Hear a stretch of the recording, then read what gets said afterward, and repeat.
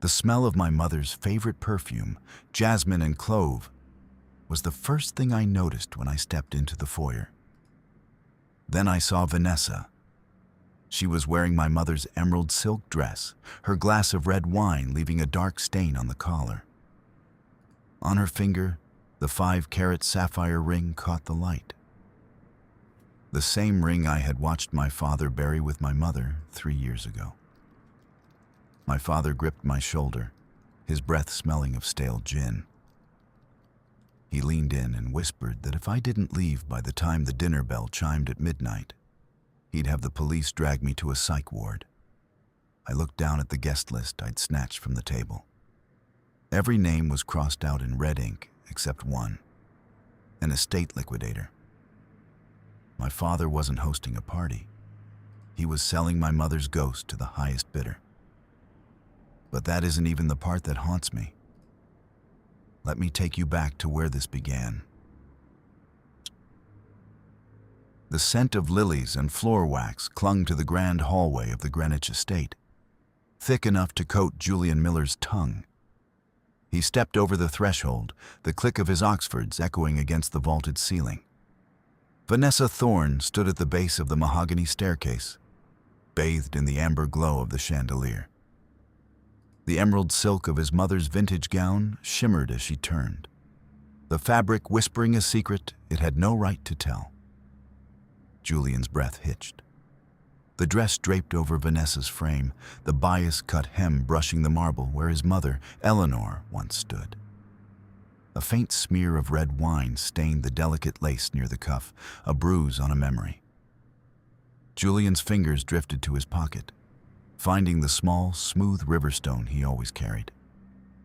Clack, clack, clack, clack. He tapped it against his thigh in the steady rhythm of 4. One for his mother, one for his sister, one for himself, and one for the truth. "You found the cedar chest," Julian said, his voice a jagged edge in the quiet room. Vanessa smoothed the shimmering waistline, her rings catching the light. She didn't flinch at his tone. She merely mirrored his rigid posture, her face a mask of professional calm. It seemed a waste to let such craftsmanship gather dust in the dark, Julian. Don't you think it suits the occasion? The air in the hallway turned brittle. Julian stepped closer, the heat radiating from her skin, clashing with the cold emerald sheen of the silk. He looked down at her hand and felt a fresh surge of nausea. There, resting on her finger, was the sapphire ring, Eleanor's ring, the heavy Victorian setting biting into Vanessa's skin. It was the piece Julian had come to reclaim, the one anchor left of a woman his father had spent a decade erasing. "Take it off, Vanessa," he whispered, the sound vibrating in his chest. She tilted her head, a sharp smile carving lines into her cheeks. "Why? I thought you wanted me to embrace the family history." "You aren't family," Julian snapped. He reached out, his hand hovering inches from the sleeve, desperate to smooth the wrinkled fabric, to restore some dignity to the ghost she wore. He felt the weight of the camera bag on his shoulder, the leather strap digging into his collarbone like a reminder of his purpose. He wasn't just a son returning home. He was a witness. The confrontation was interrupted by a soft, hesitant shuffle from the shadows of the dining room. Sarah, Julian's younger sister, appeared in the doorway. She looked smaller than he remembered, her shoulders slumped as if trying to take up as little space as possible. Her eyes darted between Julian and Vanessa, wide and glassy. "Julian, you're actually here, right?" she asked, her voice trailing off into that familiar, desperate seeking of validation. "I'm here, Sarah," Julian said, his gaze softening only for a second before snapping back to Vanessa. "And we're leaving. Grab your coat." He reached for Sarah's arm, intending to lead her through the service corridor and out toward the gravel driveway, where his car was idling. He wanted to get her away from the cloying scent of the lilies, and the sight of their mother's skin being paraded like a trophy. But as they turned toward the narrow hallway that led to the kitchens, a shadow detached itself from the wood-paneled wall. Tyler Brooks, the head of Robert's security detail, stepped into their path. He was a mountain of a man, with a thick neck and a jagged scar through his left eyebrow. Before Julian could speak, Tyler began cracking his knuckles, left hand thumb to pinky, then the right. Pop, pop, pop. The sound was rhythmic and violent in the narrow space. Mr. Miller said nobody leaves until the toast, Tyler said, his voice a low rumble that vibrated in Julian's teeth. He stood too close, invading Julian's personal space, smelling of peppermint and gun oil. Move, Julian commanded, his hand tightening on the strap of his camera bag. Tyler didn't move. Instead, he leaned in, his chest nearly brushing Julian's. I don't think you heard me, kid. Back to the foyer. The air in the corridor grew stagnant. Julian felt the familiar prickle of adrenaline. He wasn't the 14-year-old boy who had watched his father sell off his mother's photography collection anymore. He knew how to fight for the truth.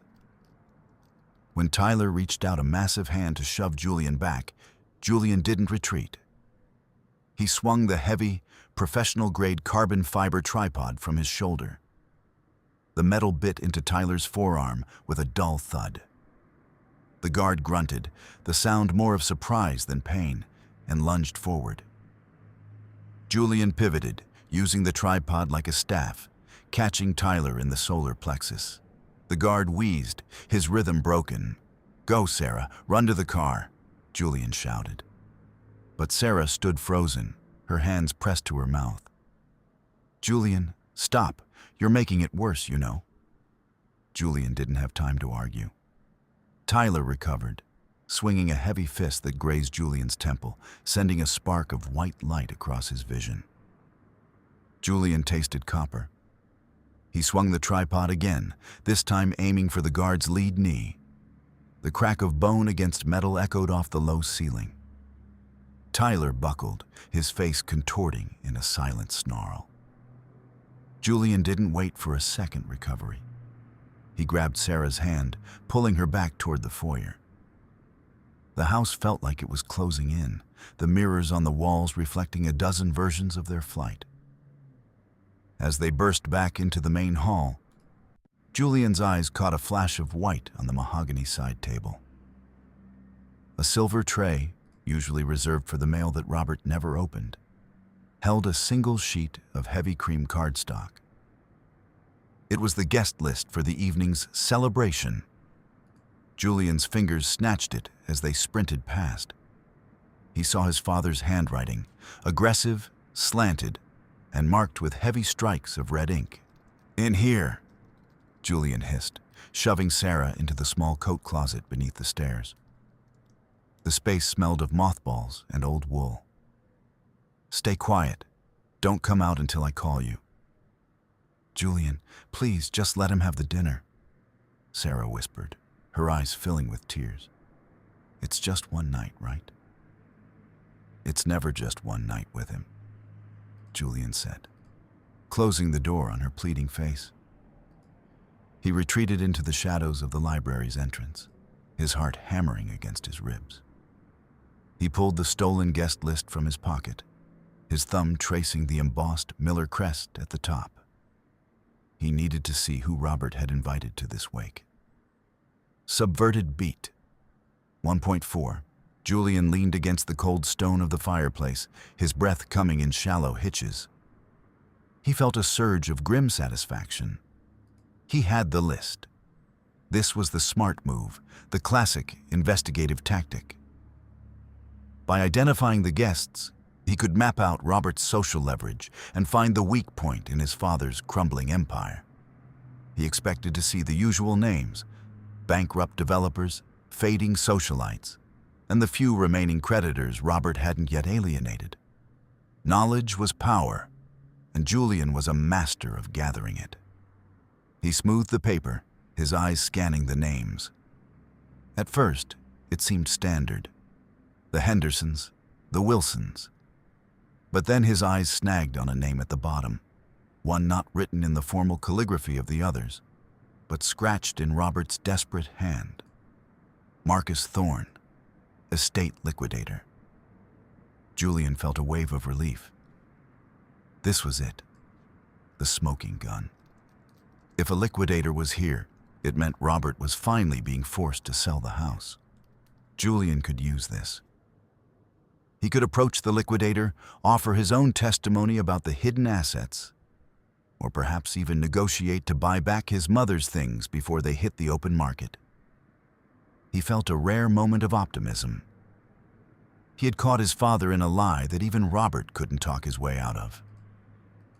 He pictured himself standing before the guests, revealing the truth, and watching Robert's noble facade finally shatter.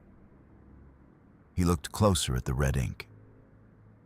There were tiny numbers scribbled next to the names of the furniture. The Louis XIV chairs, the Steinway, the collection of first editions behind him. Then he saw the entry for the Emerald Collection. Next to it, Robert had written, Lot 1. Auction starts at 11 p.m. No reserve.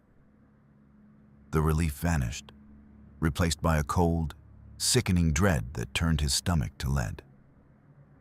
This wasn't a public sale. This wasn't a legal liquidation to pay off debts.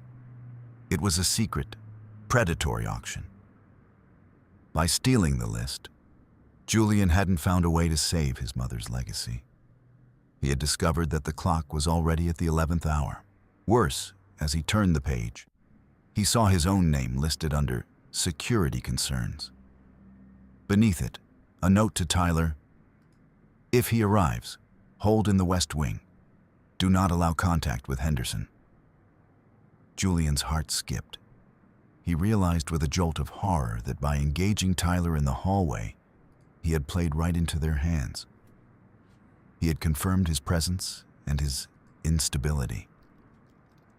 He looked up and saw a security camera tucked into the corner of the library, its red eye unblinking. He hadn't outsmarted anyone. He had signaled his position and his intent. And now, the house wasn't just a setting for a dinner. It was a cage that was rapidly locking down. The smart move of stealing the list had alerted Robert that the fox was in the hen house, and the hunter was already closing the door. The heavy oak doors of the library creaked open, and the amber light of the hallway was cut off by a tall, silver-haired silhouette.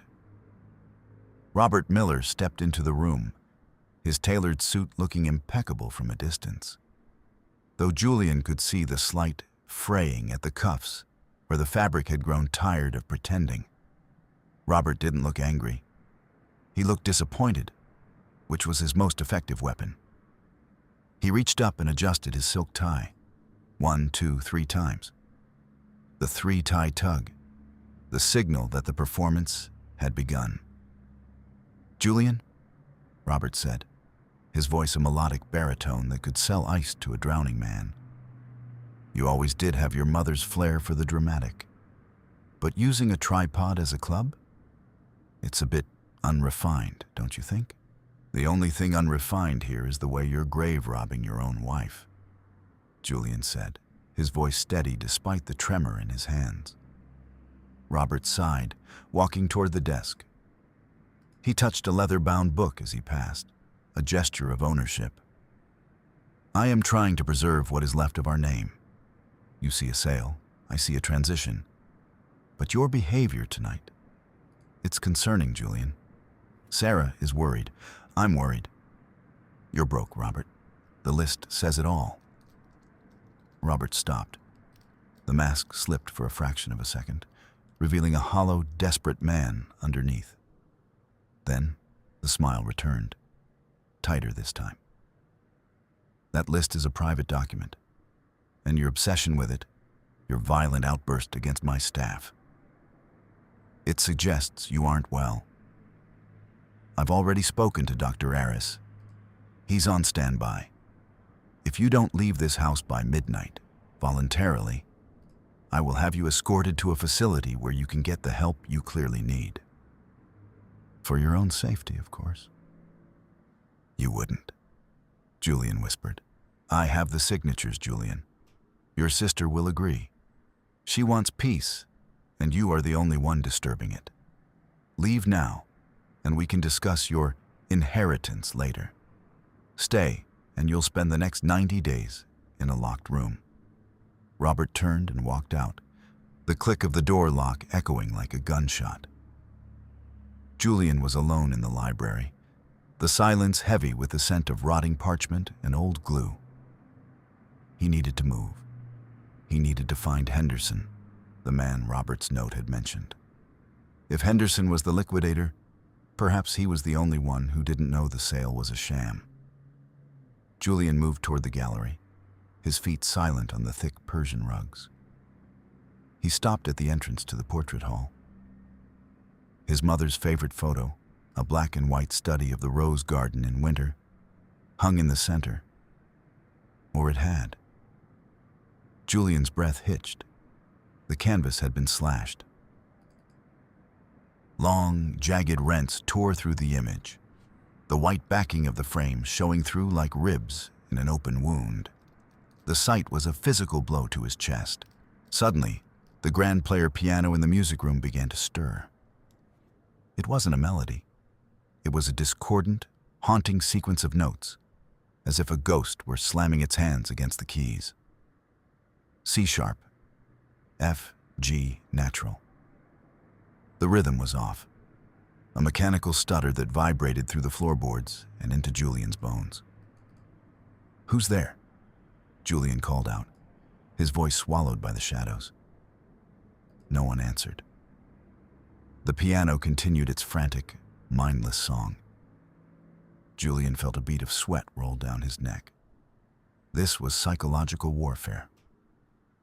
Robert was trying to break him, to prove his instability to anyone watching. He backed away from the ruined portrait, his hand finding the library door. He needed a place to think, a place where the cameras couldn't see him. He slipped back into the library, but the air had changed. It was colder now, smelling of damp earth and something metallic. A floorboard creaked behind the history section. Julian turned, his camera flash ready. Out of the darkness stepped a man who looked like a sharper, meaner version of Tyler. This was the brother Vanessa had mentioned, a mercenary in a slim-fit suit. He didn't speak. He simply pulled a folding knife from his pocket, the blade clicking into place with a sound like a breaking tooth. The man lunged. Julian dodged, the blade whistling past his ear and slicing into the leather spine of an encyclopedia. Julian swung his camera bag, the heavy lenses inside acting like a mace. It caught the man in the ribs, but he didn't go down. He was fast, moving with a predatory grace that Julian couldn't match. They grappled between the towering shelves. The smell of old paper was suffocating. Julian felt the cold bite of the blade snag his jacket sleeve. He was being backed into a corner, the heavy rolling ladder locking him in. Robert said you were a nuisance, the man hissed, his eyes reflecting the dim green light of the desk lamp. I don't like nuisances. Julian's hand found the shutter button on his Leica. He didn't take a photo of the man's face. He aimed the high-intensity external flash directly at the man's eyes. Crack. The white light was blinding, a miniature sun exploding in the dark room. The assassin screamed, dropping the knife and clutching his face. Purple streaks danced in Julian's vision, but he knew the layout of the room. He scrambled toward the biography section, his fingers frantically searching for the release catch his mother had shown him years ago. He found the hidden lever behind a copy of The Rise and Fall of the Roman Empire. A section of the shelving swung inward, a dark throat waiting to swallow him. Julian dived through, the door clicking shut just as the man's heavy boots thudded against the wood. Julian tumbled down a steep, narrow flight of stairs the air growing thick with the smell of laundry detergent and stagnant water. He was in the basement, the belly of the beast. He found a small, cramped room used for the estate's electrical panels and old storage. Using a small UV flashlight from his bag, he spread the stolen guest list on a crate. He had noticed something earlier, a faint, yellowish staining on the margins. Under the purple glow of the UV light, the liquidator's name vanished. In its place, a series of coded annotations appeared. Verify Lot 4. Glass substitute confirmed. Authenticate Sapphire. Target, Henderson. Julian's pulse drummed in his ears. The sapphire ring Vanessa was wearing wasn't the heirloom. It was a fake. Robert wasn't just selling the estate. He was running a con on the buyers. He was using a glass forgery to lure in a high-end mark, Henderson, while the real stone was... where? He remembered Vanessa's hand, the way the blue stone had looked slightly too perfect, its facets not quite catching the light with the deep, velvet fire of a true salon sapphire. Robert was selling a lie to cover a debt, and he was using his dead wife's ghost to sell it. Julian climbed out of the basement through the laundry chute, the narrow wooden tunnel scraping his shoulders. He emerged in a service pantry, the sound of silver clinking against china signaling that the dinner had begun. He crept toward the dining room, peering through the crack in the double doors. The scene was a nightmare of curated elegance. Amanda Wilson was there, her jewelry jingling as she laughed at one of Robert's jokes. She was already slipping gold-wrapped sugar cubes into her handbag, her eyes darting around the room with a hunger that no meal could satisfy. Vanessa sat at the head of the table, the emerald dress shimmering under the chandelier. She tapped a crystal glass with a spoon, the sound sharp and demanding. "A toast," she announced, her voice echoing in the hollow room. "To the future, to the new Miller estate. Tomorrow, we begin the demolition of the old rose garden. It's time for a pool house that actually reflects the scale of this family." Julian felt the stone in his pocket turn into a coal. The rose garden was the only thing his mother had planted with her own hands. To bulldoze it was to erase her final footprint. He waited until the guests were distracted by the main course, a heavy roast that smelled of rosemary and blood, before slipping upstairs to his mother's old dressing room. He knew Robert would have searched the safe, but Robert never understood Eleanor's mind. She didn't hide things in metal boxes. She hid them in plain sight. Julian approached the vanity stool, a small velvet-topped piece of furniture. He felt along the underside of the frame until his fingers found a small, recessed button. A hidden drawer slid open. Inside was a leather-bound ledger. Julian flipped through the pages, his eyes widening. It wasn't a diary. It was a record of every cent Robert had drained from the estate over the last 5 years. The gambling debts were staggering. Atlantic City, private high-stakes games in Manhattan, offshore accounts. Robert wasn't just broke. He was millions in the red. "It's a long way down, isn't it?" Julian spun around. Robert was standing in the doorway, a heavy crystal decanter of scotch in his hand. His face was no longer a mask of disappointment. It was a map of pure, unadulterated rage. "You just couldn't stay in the dark, could you?" Robert said, his voice dropping an octave. "You had to come back and pick at the scabs." "You killed her, Robert," Julian said, holding up the ledger. "The stress, the lawsuits. She didn't just get sick. You wore her heart out." Robert didn't argue. He didn't even flinch. He simply raised the decanter and swung it with a guttural roar. Julian ducked, the heavy glass shattering against the mahogany vanity. Shards of crystal rained down, slicing into the leather of the ledger and Julian's forearm. The smell of expensive scotch filled the room, cloying and sharp. She was a fragile creature. Robert screamed, lunging for Julian's throat. She didn't understand what it took to keep this life. The appearances, the status. I did it for us. Julian shoved him back, the two men crashing into the mirrored wardrobe. You did it for yourself. You hired Vanessa to play her? To parade around in her clothes? Robert laughed, a jagged, broken sound. Vanessa, she's a professional, Julian, an identity ghost. She's the only reason the bank hasn't foreclosed yet. They see a happy couple, a wealthy heir, and they give me another month. She's the performance of a lifetime. And the ring? Julian demanded, pinning Robert against the glass. Where is the real sapphire? Robert's eyes went dark. He stopped struggling, his body going limp as if the lie had finally run out of breath. Gone. I sold it to a bookie in Queens 6 months ago. The one Vanessa is wearing? It's a $500 piece of glass from a costume shop in the city.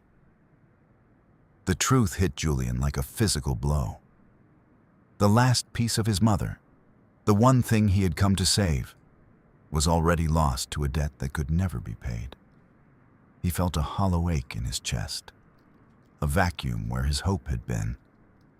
You're pathetic, Julian whispered, releasing his father. Robert slumped to the floor, his silver hair disheveled, looking every bit the bankrupt fraud he was. I just wanted to keep the image beautiful, Julian. Is that such a crime? Subverted beat 3.6. Julian turned toward the door, the ledger tucked firmly under his arm. He had the evidence now. The gambling debts, the confession about Vanessa, the proof of the fraud. He would walk out of this room, find Sarah, and they would go to the police. He felt a cold, hard clarity. He had been the victim for too long. Now he was the prosecutor. He had outplayed his father in the very house Robert used as a weapon. He felt the weight of the stone in his pocket. Clack, clack, clack, clack. A rhythm of victory.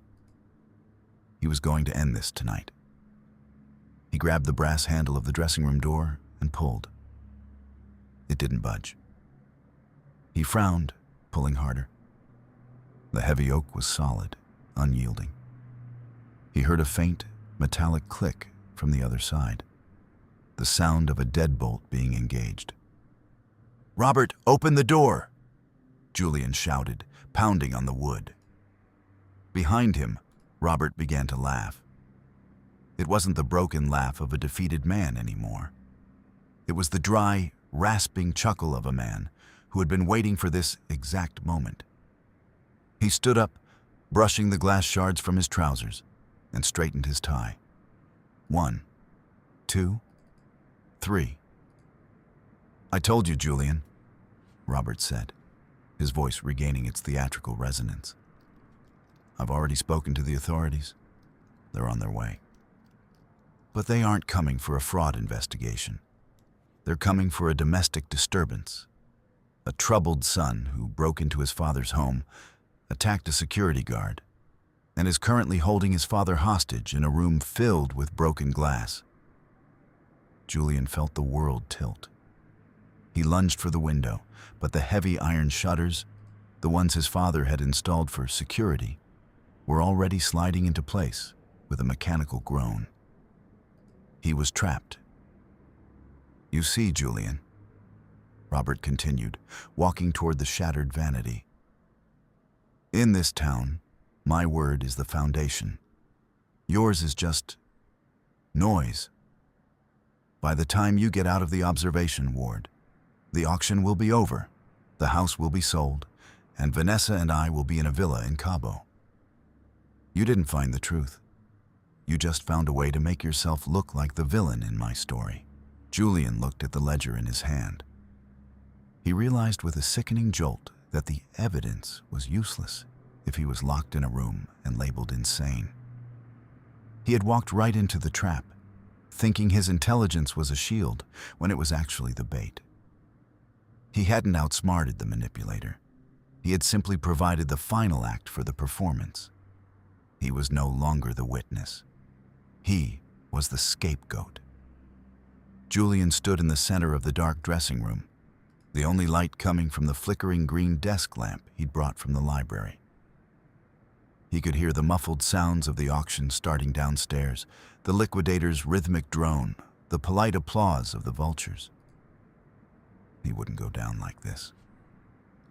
He looked at the laundry chute in the corner of the room, a narrow wooden door he'd ignored earlier. It was a straight drop to the basement, a vertical tunnel of dust and shadows. He squeezed into the opening, the rough wood snagging his shirt.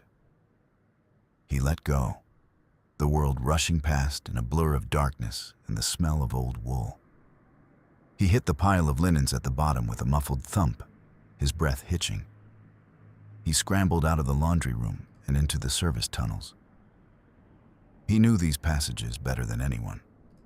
They were the only places he'd felt safe as a child. He moved toward the security hub, a small room tucked behind the furnace. Inside, the monitors showed the ballroom.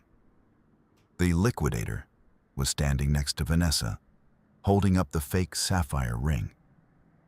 Henderson, the insurance investigator Julian had identified from the list, was leaning in, his sharp nose twitching as he examined the stone.